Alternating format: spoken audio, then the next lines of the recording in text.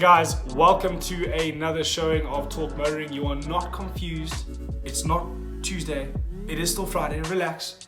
Although I wish, I think we all wish that the week would go along faster. This is a Friday, and this is a new segment of Talk Motoring. This is not a Talk Motoring Tuesday. It is a Fanday Friday. Now, let me explain Fanday Fridays to you. I've decided to create a segment because the response to Talk Motoring Tuesday has been phenomenal. I'm getting messages and emails of when is the next show. It'll always be on Tuesday. It is Talk Motoring Tuesday, so we're always going to have Talk Motoring Tuesday where we discuss motoring and motorsports, and we do vehicle reviews. Everything explained in my first video, which I'll leave a link for in the description. But this is a Fan Day Friday. So in Fan Day Fridays, the idea is I'm going to talk to someone that is a fan of something in motorsports or motoring that I am not aware of, and I don't have the understanding of to, let me say, describe it to you or explain it to you or give you the insight that I think someone who is involved in it can. So Craig Eekhout is a fan of Talk Motoring. He is a fan of my other company, my other business, K2 Motorsports. But most of all, he just competed in the Solidarity e-race that happened recently. So my understanding of e-racing is minimal. So I want to discuss with him e-racing, his involvement in it, how he got involved, what can you do to get involved, and enlighten both myself and the viewers. So without any further delay and without me rambling on for hours, let's go and let's get straight into the interview and meet Craig Eekhout. All right, hello and welcome to a new category of Talk Motoring. It is our Fan Day Friday. I've just given an intro into our new guest, or our first guest, Craig Eekhout. Craig and I go back many years. We actually went to nursery school together before we went to high school together, before we got involved in motorsport together. Obviously, my motorsport history a little bit longer than what his is, but he's done some amazing things with the short time he's had in motorsport. And he is, as you can see by the shirt he's wearing, he is a super fan of K2 Motorsport. He's always been a fan of everything I do. So I thought it only fitting that the man I talk to about e-racing is a good friend of mine, Craig Eekhout. I don't know anything about e-racing. I'm too busy swinging spanners on two-stroke motors and trying to put cars together to get involved in e-racing. Hopefully in the future I will. But a man I wanted to have a chat with and someone to give me some information is Craig Eekhout, as always knowledgeable and can always shed some light for me on the e-racing. Craig, please, bud, if you don't mind, just give us a quick introduction of yourself, what your history in motorsport is. Good afternoon, Kyle. Good afternoon, viewers. Thank you for having me on the show. It's a real honor to be here. So obviously, as you said, we met in nursery school and we did a lot of things together before motorsport ruined our lives and ruined our day. But so basically we did a lot of karting together, and we also, both went into main circuit. You did Polar Cup, I did a lot of VW Challenge. My main thing was 4 strokes, the F400 series. That's where I cut my teeth. And I started that when I was 14. And I loved it. Won 5 championships there with my teammate Nico Ritz and Scott Temple, who's still racing Formula 1600 now. And it's been a wild ride of motorsport and doing a lot of practicing now on the e-race because we are in lockdown, but we'll go into that just a bit time. Yeah, look, Craig, you actually mentioned something that I want to touch on and something that not many people speak about is the F400, the 4-stroke. Something a lot of people want to. They're a lot of fun, but you don't tell your friends about them. It's definitely something that's, I wouldn't say frowned upon, but it doesn't get a lot of mainstream attention, and that is 4-stroke karting. And it like you said, we started with you got involved in motorsport with me in a 4-stroke kart, and we started with something I took out of the shed. We put a motor on and we went racing for little to no money. So I don't know if you want to. I mean, you said you won 5 championships. You've been involved in it for many years. So give us a bit more background on the 4-stroke karting series and what it is. Yeah, you're absolutely right, Carl. And that's the thing is, it was always kind of the 4-stroke guys versus the 2-stroke guys. And, at the time and still now, 2-stroke racing is so expensive. So my dad and I really looked at alternatives of how to get karting. And the most affordable way was the 4-stroke way. And, everyone has the opinion that it's a lawnmower that's been bolted onto an old chassis that thing anymore, and they see how fast they can go on a Sunday. But when we got there, we got a a hectic shock, and you joined me for my first race, and it's actually really, really competitive. And I think one of the biggest things, the differences between 2-stroke and 4-stroke, is it's kind of like Formula 1 and GT3 racing, where 2-stroke is your Formula 1 and GT3 is the 4-stroke. So the 4-strokes run a lot longer. We do a lot of endurance races. That's why we have teams in one kart. So we'll have up to 4 drivers in one kart. And it's a real great place to cut your teeth. So for me, having no motorsport background, it was a great place to start, because a 2-stroke race, you've got 15 laps and it's be all end all, dive bomb down the inside, and I've got to win this thing. Whereas 4 strokes, you've got 2 hours in the kart to try and win. And what that does is it gives you a lot of seat time, so you're learning the kart, and it's a lot more fun in my eyes, because you're racing for a long time. The karts aren't as quick as the 2 strokes, obviously, but it was still a lot of fun racing. And obviously the budget side of things is what really made it affordable for us, is the cheapness of the motors. We're running a Honda 390 motor, which funnily enough is actually a generator motor. But it's, we'd modify it and make it into a proper race motor at the end of the day, which you wouldn't even know the difference. Yeah, you touched on the dive bomb and the passing, and it's not as hectic as what a 2-stroke race is. I strongly beg to differ. I mean, I started at 4 strokes in 2005, and yes, it is an entry-level, cheaper form of motorsports. But lately, it's become very much from the top 10 down. That seems to be the vibe. The let's come and have a duel and have a bit of fun. And those people do join the top 10 quite often. In an older make kart, you don't need a new kart to go fast, but a lot of the top teams are spending a lot of money on new karts. They're bringing drivers in that aren't paying, or they're actually paying for drivers to be in there to go fast. So a lot of the 2-stroke drivers are now coming into 4 strokes. And, from 2011, 2012, it became super competitive at the front. And it was actually basically a 45-minute long 2-stroke race between the drivers and the kart in that stint. And it got so competitive and so close. I recently went back to 4 strokes last year, and I was 0.3, 0.4 of the pace. I couldn't even get into the front group, and it wasn't like I was in a bad kart. I was in one of the top line karts. So I think 4-stroke wise, although yes, a little bit more affordable in terms of engines, and you're only racing once a month, is as competitive, if not more competitive, than the current 2-stroke race. Yeah, 100%.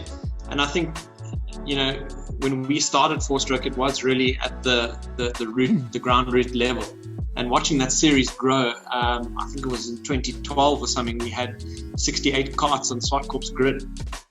I mean, that was just insane. It was, you had to be so careful on the starts. I don't know if you remember. There was oaks on the grass. Well, when I say oaks, it was probably just you. But but yeah, it was great fun. And obviously, so after 4 strokes, I moved into VW Challenge, and that was obviously my first taste of main circuit. And that was so I entered VW Challenge in 2011. And one of the funniest things about that year was that the same year that Calvin van der Linde decided to enter the same class as me. So I thought I was going to be the star rookie and blow these oaks away with my pace, and coming off of a successful karting career, I thought that would be great. And Calvin obviously embarrassed all of us in the VW challenges. I think at one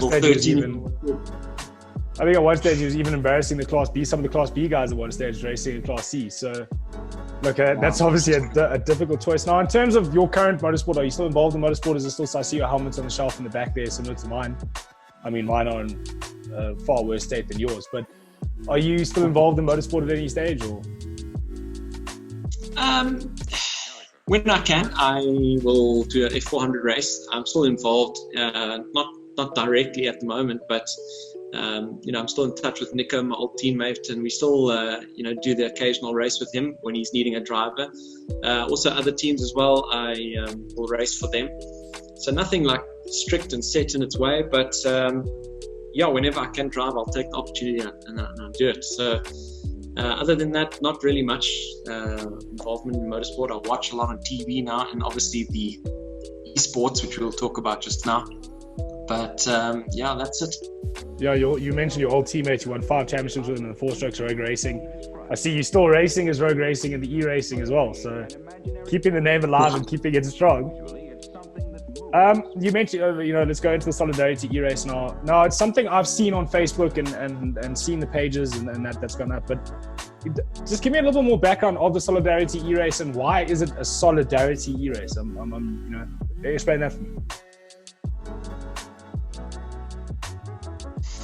Yeah, so I think the Solidarity e-race is a great initiative. What we did is, what the organizers did is they decided that during this lockdown period, and everyone's craving to be on the racetrack, everything's closed and you see a lot of funny photos of all the oaks sitting in their living room with the helmet and the suit on and the wife shouting at them, that sort of thing.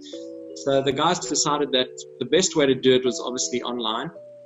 And in doing something like an online race, they decided that the Solidarity Fund is designed from, the South African government to support SMEs or small to medium enterprises.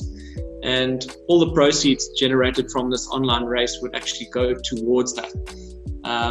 So it's for a good cause. And having announced that, they actually got a lot of sponsors on board. They got AfriHost, NEC, Power Storage, or Pure Storage. And so it was just a great initiative to kick off the motorsport season in earnest, kind of, but just online and not physically on the racetrack. Yeah, I mean, we've seen a lot of not the Australian Grand Prix and not the Bar GP that they've been doing. And I see the supercar, the V8s have also jumped on the same bandwagon. They've got MotoGP also doing the same thing. So it's nice to see South Africa getting on the bandwagon, but actually doing it for a cause. So we're not just doing it because we were bored at home and we need to go racing. And we've done it, they've done it to actually, put something towards the small businesses that are struggling at the moment and the people that are struggling at the moment because of this lockdown. I saw entries somewhere in the region of 140. I mean, you can't put 150 cars on the circuit at one time. They'll take up the whole circuit. So explain to me how they did that and how they went forward, whittling it down into a final. Yes, I must say it was actually really, really well organized. How it all worked is that the event actually was, Tuesday and Wednesday this week, like what you saw on the live stream, but it actually went 4 days before that. And basically what happened is that they opened up all the servers in the game, and anyone could enter. You pay 100 Rand to enter the tournament, and you have to actually go and qualify. So basically what they would do is the top 100 times would qualify, and then they'd split those into 4 semi-final heats. So I think you're right, we had around about 140 people all competing, trying to get into that top 100. And let me tell you, yes, that was tough. Because I entered this thing and I thought, I don't know, I'm not really one for competition. And I thought, but it's an online game, could be good. Went out there and I was in 1 minute 42.9, which was way off the pace. Just to put that in perspective, so here Essa, the top guy in qualifying, was doing like a 1 minute 40.1. So that's almost 4 seconds off the pace. Bit of time to find it. And that's when it started. I started to realize how hectic it was. And obviously the top 100 went through to the semi-finals on Tuesday night. Okay, so obviously you made it into the top 100 and went there. How did you find that 4 seconds? Yeah, so as you said, once I realized I was actually really slow, I switched off my PC for a bit, made myself a nice hot dog and some Coke, just to, fill the stomach and to get the energy going. And then I re-tackled the whole situation. And it's so funny, when there's competition on the line, I think, Kyle, you're the same as me, anyone's the same. I hate losing. So I thought, there's got to be a way to get faster in this damn game. So what I did is I basically watched, I don't know how many YouTube tutorials on hot laps around Kyalami, how to set up the car. And what it came out to was that there was 1 or 2 cars that were going to be really quick. So it's either going to be the Porsche or the Audi. So in the game, those are the 2 fastest cars without a doubt. So I drove the Porsche and couldn't really stick it in the Porsche. It was I couldn't find a nice setup, couldn't find a groove. But the Audi and I kind of like fell in love. We had this relationship. Plus having Calvin driving for Audi, it just kind of made sense that I'd be a South African in the Audi, going to show them how Craig Eekhout should have been a factory driver.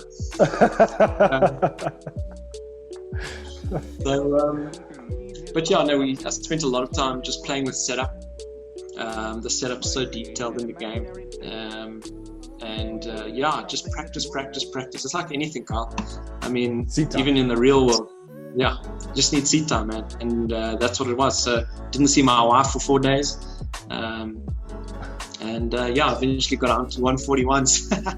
Nice.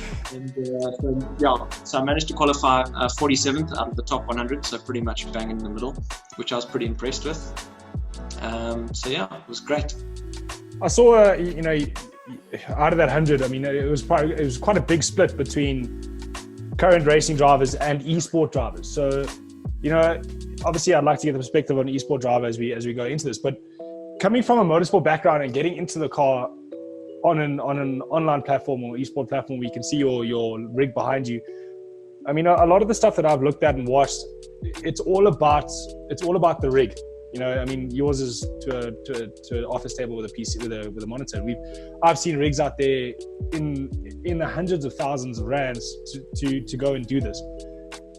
Did you find that maybe you were lacking a bit of pace because of your rig, or was your rig good enough to run in the front with the guys that are running those big rigs? Yeah, look, I mean, well, originally I had a controller. I was literally racing on an Xbox controller because I didn't know if my steering wheel would work. So this steering wheel is actually the first ever steering wheel I got back in 1999. It's a Microsoft Sidewinder for all those people who know what that is. So basically I tried the controller, the Xbox controller, and I just found, the thumbs just don't give you that feel. So I plugged the old wheel in, downloaded some software and managed to get it working. So for me personally, the wheel was a big step up. So I can see how equipment can make a big difference. But at the end of the day, it's the same game. If you have a wheel and pedals, I think it's pretty much the same. Obviously, this one doesn't have what they call force feedback, which is where the wheel obviously gives a lot of input through to your hands to see if the car is sliding. So I think that would help definitely in the future. Maybe I must look at getting something like that. But it actually worked a treat for me. So, the basic answer to that question is use what you've got and play with what you have for now. And if you can afford it, or if you can do it, build yourself up into something else. Yeah, look, I think the biggest thing is not to tell people like, okay, you want to start sim racing, you need to go out and buy 110,000 Rand Fanatec gear to try and be the best and the quickest that there is. Yes, that stuff's nice and it's really cool, and I think we'd all love that stuff, but it's not essential to have fun in esports, and that's the beauty of it. If you have a basic setup, even like I do, anyone can be relatively quick and have a lot of fun. So you said you qualified in the top 47, then obviously you had your semi-final, which put you in the final. Where did you place in the semi-final? Semi-final was quite fun. Let me tell you, Carl, I don't think I've actually ever been that nervous for a real race. I mean, I was shaking. It was so hectic. And obviously my first experience with something like that on that level. So I had a good semi-final. I was up to 5th at one stage, and then I hit the sausage wide. So I ended up finishing like 9th in the first semi-final. And unfortunately, only the top 6 go through to the final. So I didn't make it into the final yesterday. But it was a great event to be part of, and just the respect of the drivers online. I think a lot of people realize or think that when you're on an esports racing event, the best way to do it is to actually just foot floored and go from the back and pile into everyone and then win the race. And it's not like that at all. There's even a steward that monitors all the racing, basically a COC. And he makes sure that the discipline is as it would be in a real life circuit event. And I think a lot of people actually realized the magnitude of the event, and really it was a lot of fair racing and good racing. So it was great. So your day job is, you're involved in motoring as well. You're not just a motorsport fan and who goes and does IT during the day. Excuse me. Well, thank God for editing. I can cut that up. You don't just go sit behind a computer all day and do someone's taxes. You're actually involved in motoring and you're involved in Porsche. Now, your involvement in Porsche has allowed you to do a few laps around Kyalami in the past. Tell me, because this Kyalami, if I'm not mistaken, was actually put together by not by the game itself, by an avid fan of the game. Or am I incorrect in saying that? Yeah, so basically, those who don't know, I do work for Porsche, South Africa, and in part of our group, in the Toby Venter group of companies, we actually have Kyalami as part of our stable. So, having that tie-in, we've had a lot of access to Kyalami, and I've been, privileged to go to a lot of events there. And you're correct in saying there's a fan who actually developed a track, but where it gets confusing is that there's two Assetto courses. So you've got Assetto Corsa, the original, and you've got Assetto Corsa Competizione. So Assetto Corsa is an older game, and a lot of people do modifications and add stuff to the game, and that's what that guy did, and he built that totally by himself. But this Kyalami that we raced on is actually built by the people who make the game. So what they do is they actually come out to Kyalami and they actually laser scan the track with high-tech equipment so that they get all the elevations right, all the bumps in the track correct, all the buildings around it, all the pit buildings is exactly where it should be, using GPS and laser scan technology. They then obviously develop that in the game, and that's what gives us the amazing track that we have today. And you can see from the screenshots how realistic it is. Yeah, look, I mean, the images have been flowing through while we're talking, but you tell me how it's done, but in relation to driving the circuit in real life and actually racing the circuit in e-racing, how close is it? It's with that laser scan, it makes it almost identical. It's actually quite scary to see, because I think what a lot of games struggle with is to try and get elevation right, and Kyalami has a lot of natural elevation in it. And what the game does really well is actually illustrate that elevation and the bumps and the curves and all that sort of stuff. And comparing driving a car around Kyalami versus in the game, I'd say it's so close to real. Obviously, the only thing is the feeling on your body is something that can't be experienced in the game. I mean, we talk about it all the time, me as a driving instructor, and you've actually done a bit of driving instruction yourself as well, and a bit of teaching yourself. We all talk about bum feel. It's a sixth sense. It's a sixth sense that we use when we're racing, is we can feel what's happening with the car by the movement of the vehicle. So, you've lost that, and you don't have, well, you haven't lost it, you never had it to begin with. You don't have that in e-racing or online racing. So how difficult was it for you to actually get the setup right just by visually seeing where the car is on the circuit as opposed to feeling where the car is? I mean, that must be a massive change in driving style, or change in thinking, where a driver who's just done e-racing has never had that experience. So I think he's already a step ahead of the game when he gets into the game. Yeah, I think it's a very difficult thing, because when you come through karting and you start to drive the karts fast, your eyes, when the kart starts to slide, you're not reacting on seeing the kart slide. You're reacting to what you feel, in that bump of yours, through your body. And that's something that in the game is not really replicated. I suppose you can get full motion rigs, but it's not. It's very difficult to try and adapt what the car's doing in the game to what you feel on the steering wheel or what it's going to do. So it's very difficult. I struggled especially with that, is to try and feel the limit of the car. Like, it's very difficult to find where the limit of the car is, just because you can't actually feel what the car is doing through your body. So, and reacting with your eyes, believe it or not, is actually slower than that. having to set it up and to learn to drive it quick was something that really took a lot of time to kind of predict what the car was going to do.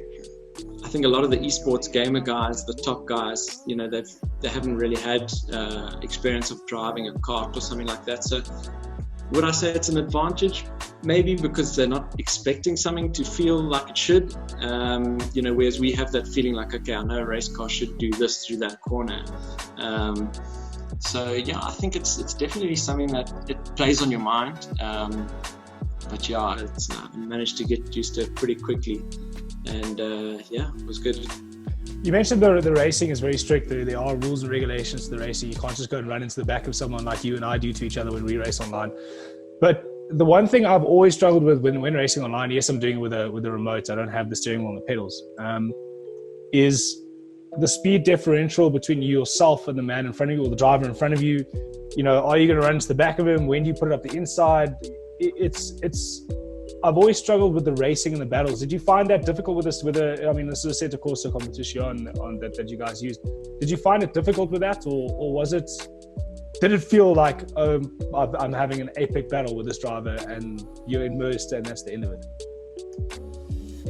Yeah, I think I've done a lot of other just online races, and obviously the field spread there is quite different because you've got 3 or 4 guys at the top who are really quick. You've got the mid pack, which is just chaos, and then you've got the really bad guys at the back, and that's just normal public online lobbies.